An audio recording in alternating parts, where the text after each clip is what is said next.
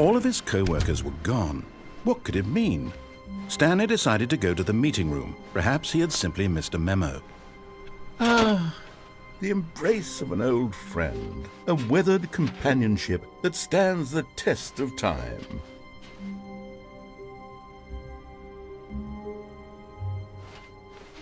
Stanley clutched the bucket tightly to his chest and entered the door on his left. This was not the correct way to the meeting room, but Stanley had felt the bucket calling to him, telling him that the employee lounge was simply the place to be. And here it was. Had the bucket turned out to be correct? No, never mind. The bucket was wrong. Stanley took the door on his left to go back to the meeting room. No, said the bucket. don't go to the meeting room. Go somewhere else. The cargo lift, yes. Good, said the bucket. now ride the lift all the way to the top. There's something up there I need you to do. Stanley did not question why or how this bucket was speaking to him. It should have alarmed him, of course, because buckets can't talk. But Stanley chose not to think about this obvious fact. He was firmly convinced that the bucket had spoken to him, and he unthinkingly did whatever the bucket asked.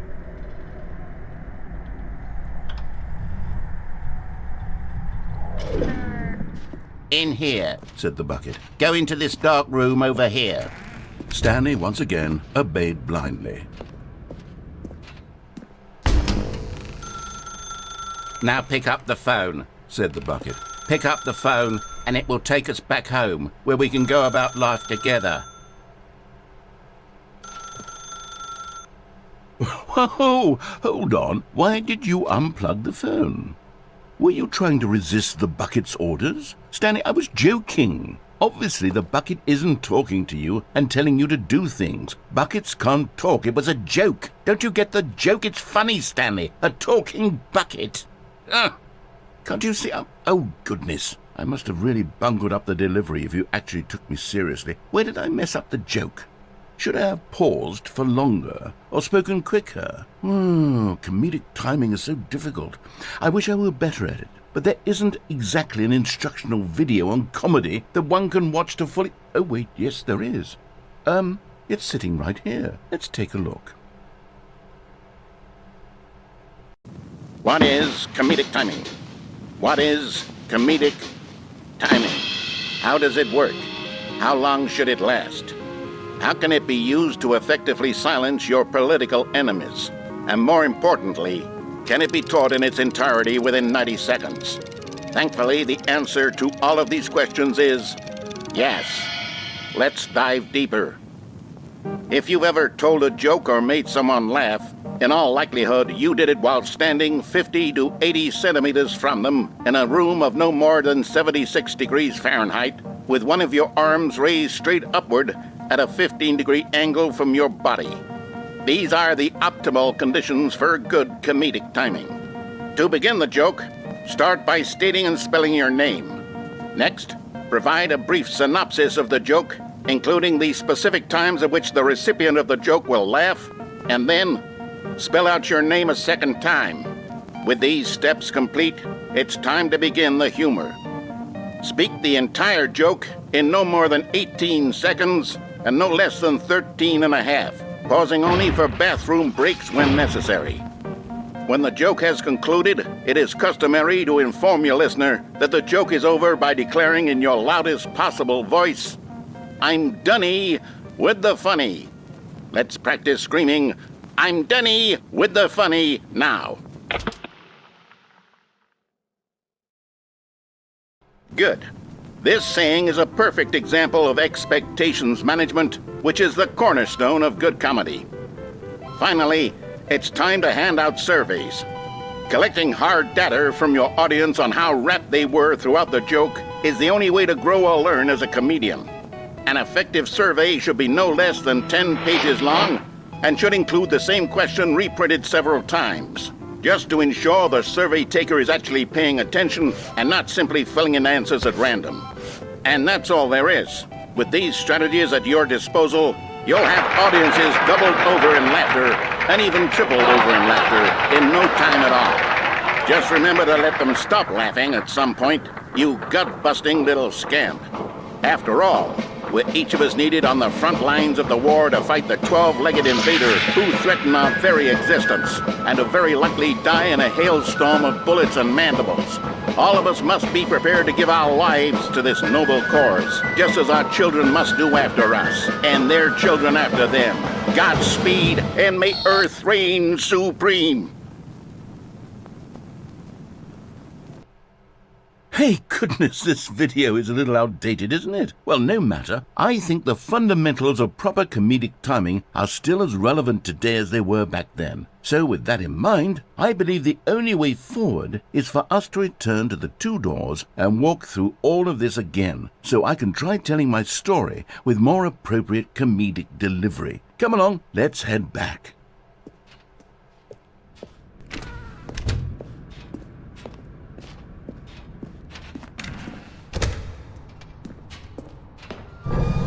I can feel it.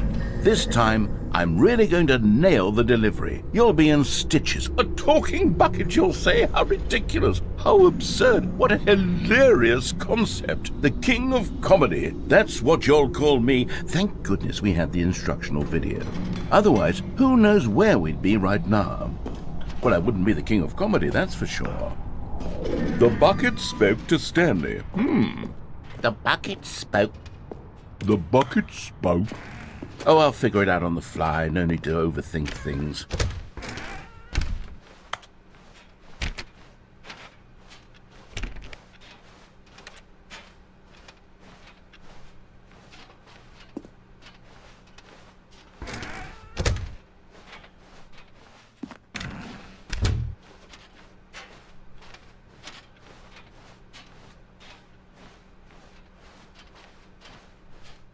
Here we go. You ready? When Stanley and the bucket came to a set of two open doors, they entered the door on the left.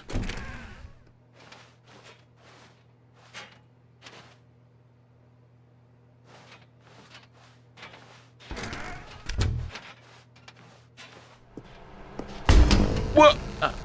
We're back at the phone already?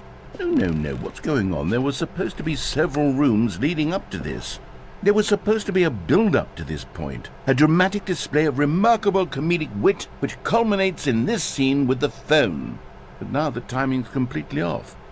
The joke will never land, or not the way it was meant to. And it's all my fault. I must have forgotten that the phone room comes immediately after the two doors room. What an egregious mistake. I've made a fool of myself. I don't deserve the title of King of Comedy. I'm nothing. I'm not even the lowliest joke-telling whelp. I think I need to go back and rewatch that instructional video again. Yes, surely that will help me improve my... Here we go. You ready? When Stanley and the bucket came to a set of two open doors, they entered the door on the left.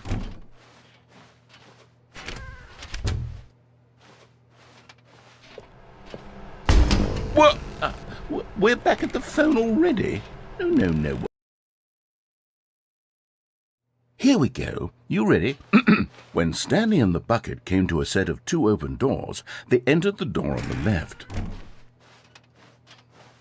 No. You were supposed to go through the door on the right, leading back to the phone. Did you not even look at the instructional video? I think this is all covered very clearly. There's no way I can make the comedic timing work now. It's done. The joke is completely done and over. It's all your fault, Stanley. I'm going to be ridiculed in the community of other joke writers. I'm going to be shamed at every one of our meetings from now on. All because you couldn't watch a simple video and take a hint. Are you proud of yourself for bringing me down, Stanley? Are you proud? Stanley, you love the bucket so much it's like you... it's as though all of your other most prized possessions pale in comparison. Yes. Well, let me try that again, Stanley. I heard that you are pale with shame over how unabashedly in love with a bucket you are. No? Still not? Is it the delivery? Pale with shame. Pale with shame? Pale... What's another word to describe a bucket? Stanley, this bucket is so metal, I think I saw it playing guitar. No, No. We're getting away from making fun of Stanley's obsession with the bucket, which was the whole point of this. I'm no good at these jokes. I need more instructional videos. That's exactly what it is. That's what will make me the king of comedy again. More instructional videos. Let's see.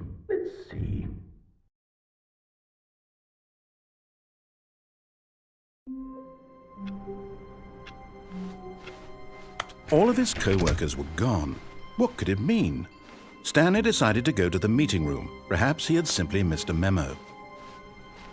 The bucket made Stanley want to be a better man and a better co-worker. In time, perhaps, he would become both of those things.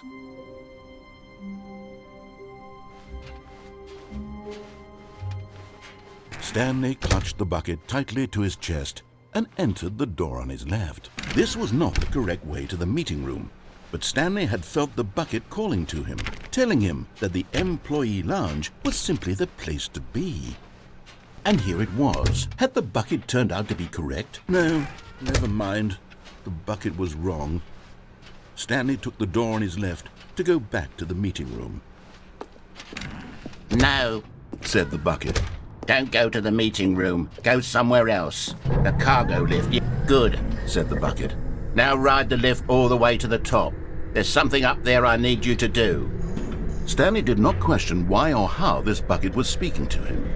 It should have alarmed him, of course, because buckets can't talk. But Stanley chose not to think about this obvious fact. He was firmly convinced that the bucket had spoken to him, and he unthinkingly did whatever the bucket asked.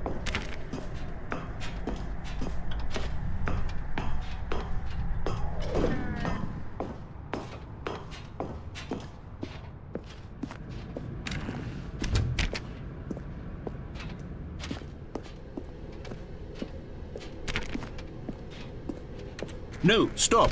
Look there on the wall. You see, there's a sign right there. It says, "No buckets past this point." Stanley, how could you think it was okay to bring the bucket here? Unless, what if the problem is that you actually don't know what is a bucket and what isn't a bucket? I suppose that would explain a lot about your behavior up to this point. Which, if that's true, well, my goodness, I think we have to do something about it. This misunderstanding could have dire consequences on the entire rest of the game if not addressed quickly and properly. So much of the impact of the story is dependent on your understanding of what is and isn't a bucket. Please, step in here for a moment.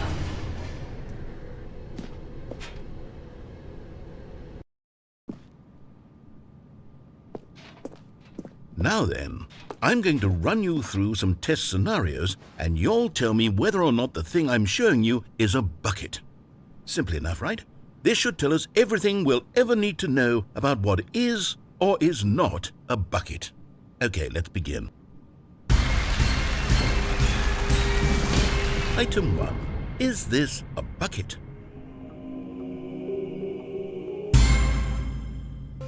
Incorrect. It is a hologram of a bucket, not an actual bucket.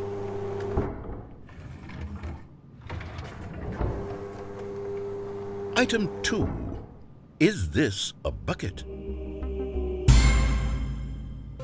Incorrect. It is a 3D printed recreation of a bucket, not an actual bucket.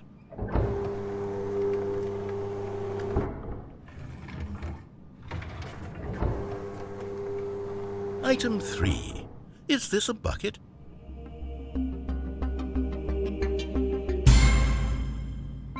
Correct. This is a bucket.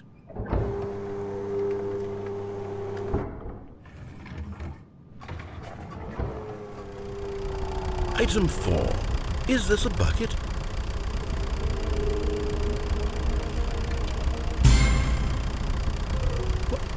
Are you hallucinating? This is a tractor. It's an enormous machine that tills the earth. I thought this was a gimmick. How on earth did you manage to screw it up? Absolutely incredible. Let's just move on to the next one.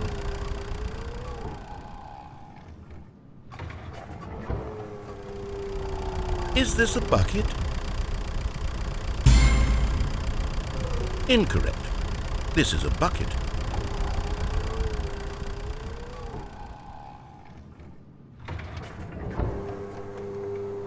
Item 6.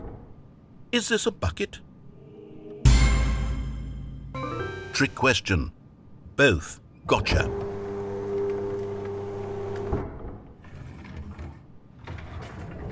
Item... Wait, hold on. I can't find the next one. Let me see. It should be around here somewhere.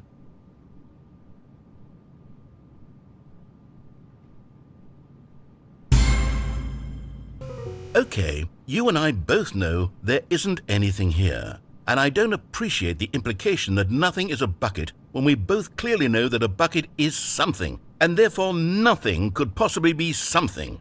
Unless, in your twisted mind, have you somehow convinced yourself that a bucket is nothing? Answer me straight, Stanley. Do you believe that nothing is a bucket?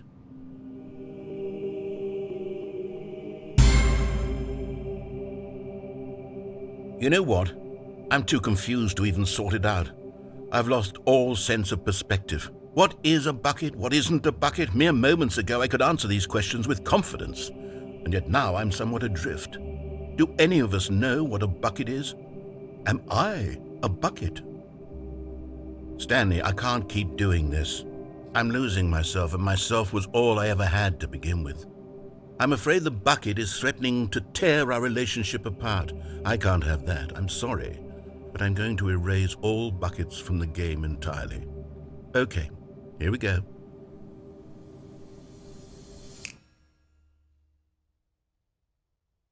What happened? Is everything gone? Why did everything disappear? Wait, was everything a bucket? Every single thing in the game was a bucket? Oh my God, I had no idea. How could... Except me. I'm not a bucket after all. And you, Stanley, you're still here. You're not a bucket either. Oh, this is wonderful news. We're not buckets. Yes, I actually feel much more at ease right now. It's delightful to get some clarity on that issue, but it doesn't change the fact that we haven't got a game. So, tell you what, I'll reset everything and we'll put back all of the buckets, okay? And we'll know that it's all a bucket. But if you run into anyone else, maybe don't mention that. Who knows what that information might do to a person? All right, here we go.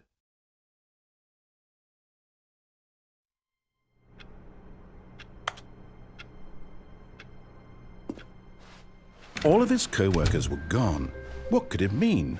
Stanley decided to go to the meeting room. Perhaps he had simply missed a memo.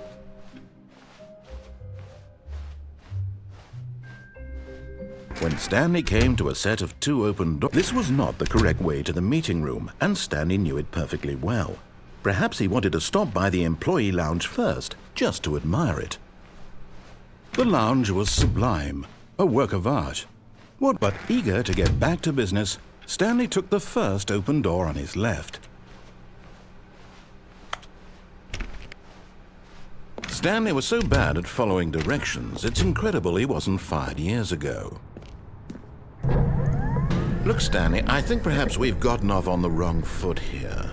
I'm not your enemy, really, I'm not. I realize that investing your trust in someone else can be difficult, but the fact is that the story has been about nothing but you all this time. What? Really? I was in the middle of something. Do you have zero consideration for others? Are you that convinced that I want something bad to happen to you? Why, I don't know how to convince you of this, but I really do want to help you, to show you something beautiful. Look, let me prove it. Let me prove that I'm on your side. Give me a chance. And there it is, the last Stiggly Wiggly. Savor this moment, Stanley. This is a real accomplishment. This is doing something just for the sake of doing it. Where so many people expect to be rewarded for the most trivial achievements, you've insisted that a job well done is its own reward. I would tell you that I'm proud of you for collecting them all, but that would be like a reward, and we can't have that. So, instead I'll just say, it's done. We're all done here, and now we can go to whatever the hell you were doing before you hunted for figurines.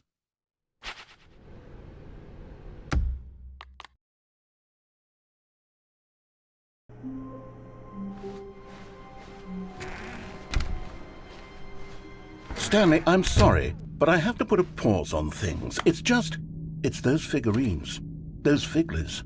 I haven't stopped thinking about them since you nabbed every last one. Wasn't it just the most intrinsically fulfilling moment of your entire life? Didn't it fill you to the brim with inner richness? Yes, I know we're supposed to be telling a story, but won't you please indulge me with one more trip back to the memory zone? I would love nothing more than to revisit the figurines. Just one more time.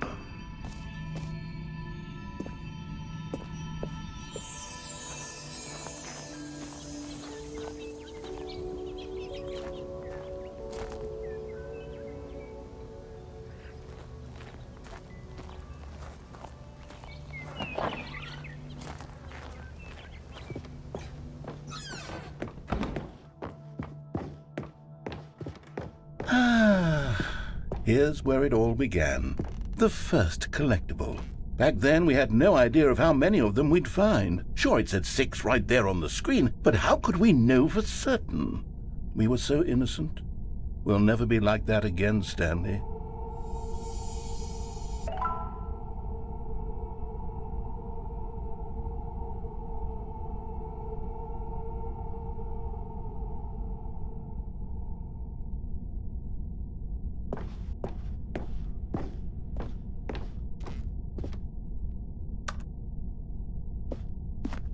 And here was a second Stanley. I'll be honest, back then I had no faith in you to find any of them, let alone 6. But you continue to surprise me in all sorts of mundane, unremarkable ways.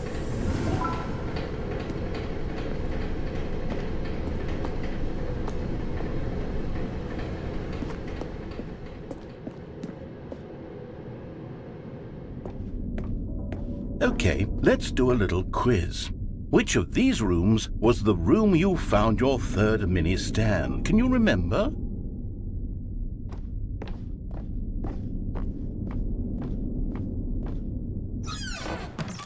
Hey, that's exactly right. It was here in the boss's bathroom. It was the third one. You picked it up, and then after that, you had 3 of them. I'm glad these moments are so crystal clear in your memory, but I shouldn't be surprised. After all, science tells us that it's impossible to forget your third time doing anything.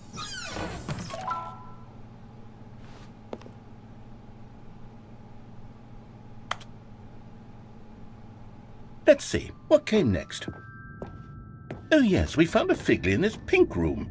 Oh, well, I can't actually say I remember being in this room, but it's here in the memory zone, so it must have happened.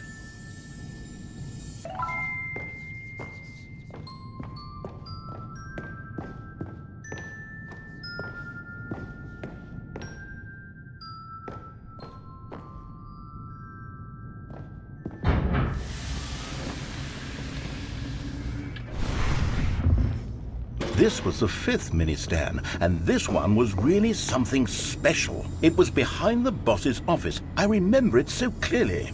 In fact, because this one is particularly special to me, I made a little video to commemorate the occasion. Enjoy.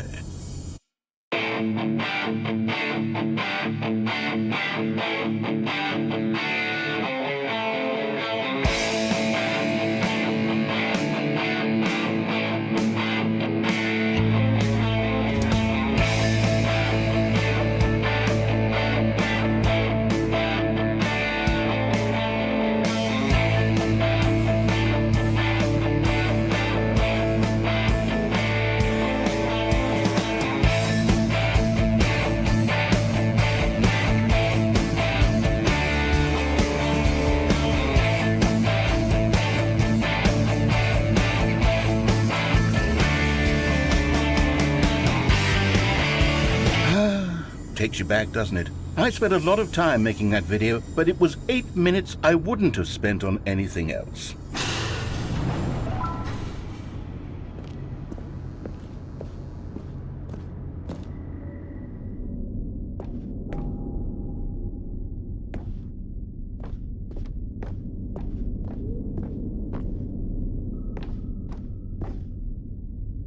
And then, Stanley, then we came to the last collectible, the final figurine, right here by the red and blue doors. This memory is the most distinct and clear in my mind, perhaps because it was the one that happened more recently than all the others. Who can truly say how the mind works? All I know is that this is the moment where you picked up a Figley and I thought to myself, yes, that's all of them. They're all collected. It was a moment unlike any other, except for the other moments picking up figurines, which it was exactly like.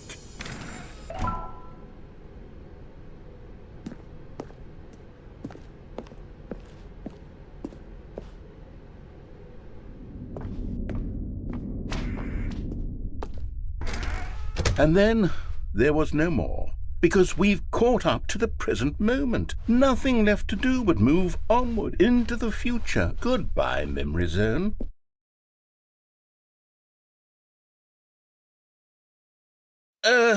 No, I'm not done. I'm not ready to move on. Stop the loading screen. Isn't there some way we can stay here, keep enjoying these figurines? Let's just go backwards. We'll do the Memory Zone again from the opposite direction. See how that feels.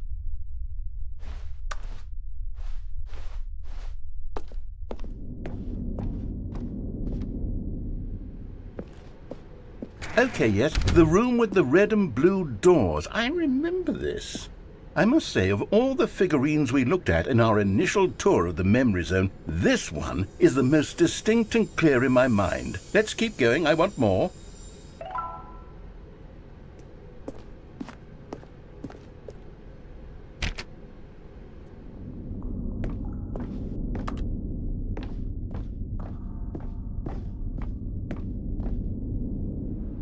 And here's where I made that video. Don't you remember the video we watched?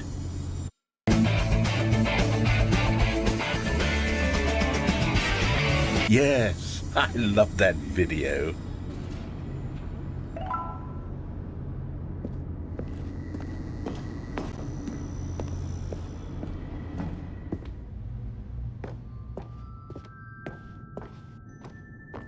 Still don't remember the pink room, Stanley. Still no memory of this one. Good room, though. A solid room.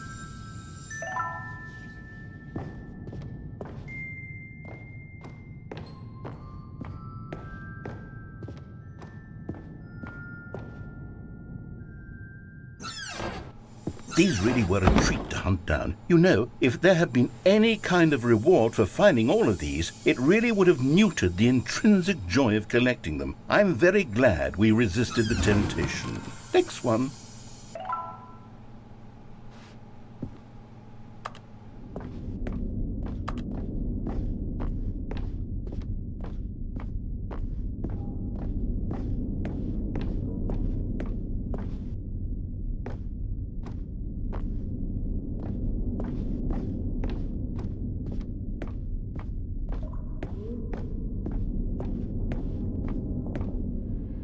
This was our second Figley. Don't you remember? Yes, I remember it too.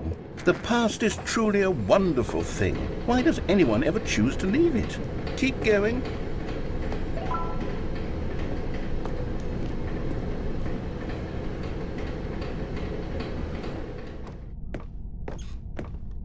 This is it, the very first one we found in the exhibit where I introduced you to the figurines. Oh, I want more memories, Stanley. I want to keep going. What else is there? What came before this?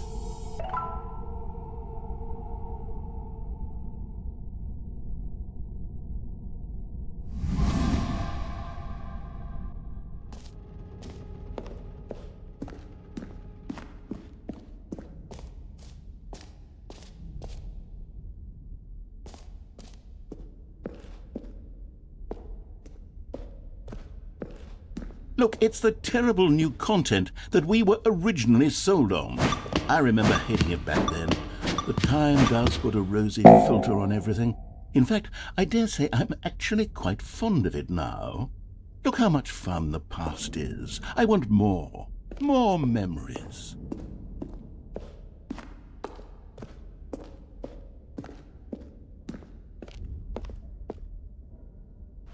Oh, yes, the two doors. Who could have forgotten that? A classic memory, this one.